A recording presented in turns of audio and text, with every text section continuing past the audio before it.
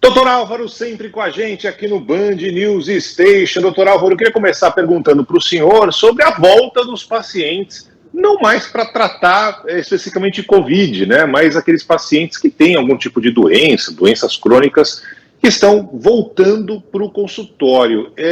Eu também queria saber, doutor Álvaro, se durante esse período de pandemia, muita gente que não pôde ir para o hospital por causa da doença, começou a ter tratamento online.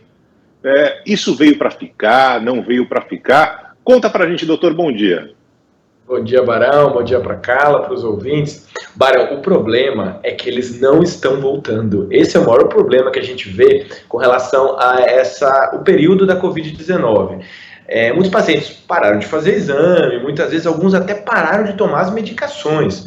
Então, especialmente os pacientes com doença crônica, hipertensão, diabetes, doenças crônicas infecciosas, onde eles precisam acompanhar com um profissional, quando eles param de fazer exame, quando eles param de tomar remédio, é uma situação muito grave. A gente vai colher os frutos, estamos colhendo agora, desse período que a gente teve da Covid, dos pacientes realmente pararem de fazer o segmento. Agora, a gente não está vendo na velocidade que a gente gostaria essas pessoas voltarem. Então o recado é para você, que a gente entende, né, Barão? Durante a pandemia, as pessoas pararam muitas vezes de fazer os exames, de ir nos médicos. É hora de voltar.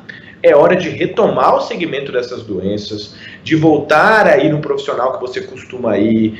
Se você parou de tomar remédio, voltar a tomar remédio. Se eu conversei com um colega meu que é cardiologista, ele falou: Álvaro, eu nunca vi tanta gente infartando. Não é por causa de sequela da Covid, é porque simplesmente parou de fazer segmento, parou de fazer dieta, parou de tomar remédio. Então, doenças crônicas precisa de ter um segmento regular. Então, você que parou de ir no seu médico, é hora de voltar, é hora de retomar o segmento dessas doenças.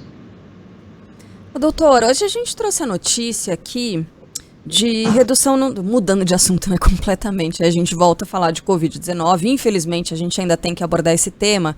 E hoje a gente falou sobre redução no intervalo entre as doses, né? A gente falou mais cedo com os ouvintes de São Paulo, que isso está acontecendo com as doses da Pfizer, né? Isso porque já tem o número de doses suficiente para essa distribuição. O que é que o senhor pode falar a respeito dessa redução no intervalo de doses nas vacinas em São Paulo? Olha, Carla, é uma redução oportuna. Por quê? Quando a gente viu os estudos de fase 3 da vacina da Pfizer, da AstraZeneca, nos estudos, o intervalo era bem menor. O intervalo era 4 semanas, 6 semanas, até menos, 3, 2 semanas. A gente ampliou esse intervalo porque naquele momento a gente não tinha quantidade de doses para fazer para todo mundo. Agora, como a gente já tem lá, o momento de vacina no Brasil e no mundo é mais favorável, a gente tem quantidade de doses suficiente, a gente simplesmente só está voltando no que os estudos mostraram. Dá para fazer vacina no intervalo mais curto. É importante a gente chegar naquele indicador de 80% das pessoas imunizadas ou com 2 doses ou vacina de tecnologia de dose única, porque a volta às atividades, a proteção nossa, no sentido de não voltar a ter incremento de caso, depende muito do 80%. Então, quando a gente vê essa notícia com relação a abreviar, não é para ter medo, não é para ter desconfiança. Se você tomou a primeira dose e está preocupado que vai tomar a segunda no intervalo curto, saiba que nos estudos de liberação dessas tecnologias foi feito dessa forma. Doutor, só voltar à primeira questão de novo, por causa da situação que a gente viu de muitos médicos atendendo online, né? A gente sabe que não é o ideal, a gente sabe que o médico muitas vezes prefere estar lá, um contato pessoal, né? Porque é muito diferente, é evidente que é diferente, mas é algo que pode ser feito a partir de agora com mais, digamos assim, tranquilidade. A gente sabe que muitas profissões se adaptaram, algumas até tiveram sucesso, né? Melhoraram o nível de produção e tal. Como é que funciona isso especificamente na medicina? Olha, Barão, pela Covid trouxe aspectos ruins, mas também aspectos positivos para a gente aproveitar. E um deles é o atendimento online. Nunca na história da medicina recente a gente tinha fez tanto atendimento, teleatendimento. Para alguns cenários vai ficar sim e vai ser importante, especialmente, por exemplo, atendimento de pessoas que moram em locais distantes, né? Às vezes você tem o Brasil, o tamanho do nosso país, né? Claro que precisa ter acesso de internet, tudo isso tem que ser discutido. Uma legislação, né, com relação a esse atendimento, mas ele sim deve continuar, foi importante na pandemia para várias situações.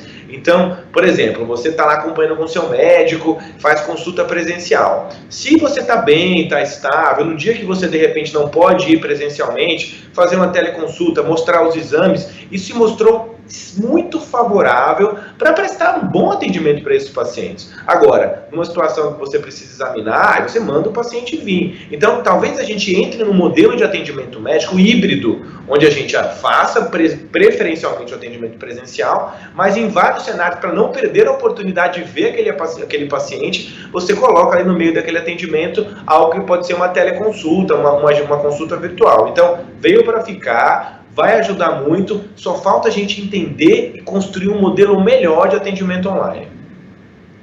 Tem ouvinte perguntando aqui de algumas especialidades, né? Como é que vai fazer teleconsulta e tal. É claro que é para algumas, né, doutor? Para alguns procedimentos, não é para tudo, não dá para substituir tudo. Com certeza, Carla. Por exemplo, tem algumas especialidades que eu preciso examinar. Por exemplo, imagina uma pessoa que tem que ir no urologista fazer um check-up lá de exame de prevenção. Ele vai precisar ser examinado pelo médico. Então, vai se encaixar para algumas situações e dá muito certo fazer teleatendimento para alguns cenários. Para outros, vai ter que continuar indo presencialmente ao médico. Doutor, tem uma rádio... Exame de toque online ainda não dá, né, Carlinha? Infelizmente. Não tem como, né? Agora tem uma radioconsulta, na verdade, porque uma ouvinte mandou mensagem para cá e a gente vai repassar para o doutor Álvaro aqui no rádio, no nosso programa Band News Station. Doutora aí, né, falando novamente da Covid-19. O nome dela é Nelly, eu imagino que seja Nelly ou talvez Nelly, né, como a nossa antiga colega aqui da Band News, mas enfim, desculpa pela pronúncia caso eu tenha errado, mas eu acredito que seja Nelly. Eu já fiz várias perguntas aqui para a Band News FM, queria repassar essa para o Dr. Álvaro, que é o seguinte: eu fui contaminada, né, pelo coronavírus em dezembro do ano passado, ela tem o convênio da Prevent e recebeu o kit Covid, estava muito mal, não chegou a ser internada, tomou aquela medicação que estava ali, né, pelos dias indicados e foi melhorando. Aí ela pergunta, a que eu devo atribuir essa minha melhora? Será que esses medicamentos me ajudaram de fato? Eu fiquei com muitas sequelas, dentre elas queda de cabelo muito intensa, dor muscular, perda de memória. Então ela queria saber a que atribuir a melhora dela, se não a esses itens aí do kit Covid.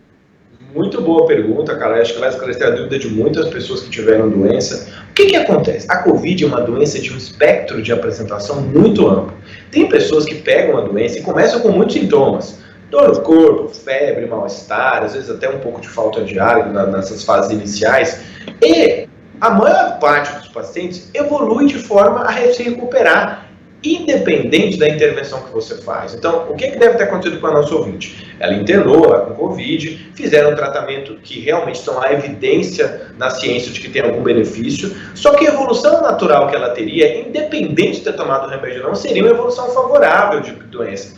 Ela ficou bem, ela teve uma melhora, então muitas vezes as pessoas associam essa melhora erroneamente à medicação, porque não tem evidência que realmente essa medicação tenha benefício, mas esquecem do detalhe que a maioria das pessoas evolui bem com Covid. A minoria que vai evoluir para a forma grave de doença, né? Agora, essas sequelas que ela teve podem aparecer com qualquer paciente. Perda do olfato paladar prolongado, queda de cabelo, fadiga, cansaço, perda de memória. O que eu recomendo para nosso ouvinte é realmente procurar um especialista para poder fazer o manejo dessas complicações. Dá para ter medicação para melhorar a queda de cabelo, essa questão aí que ela está tendo de cansaço, mal-estar, mas a melhora que ela teve provavelmente não foi secundária à medicação, foi secundária à própria evolução da doença, que seria favorável no caso dela.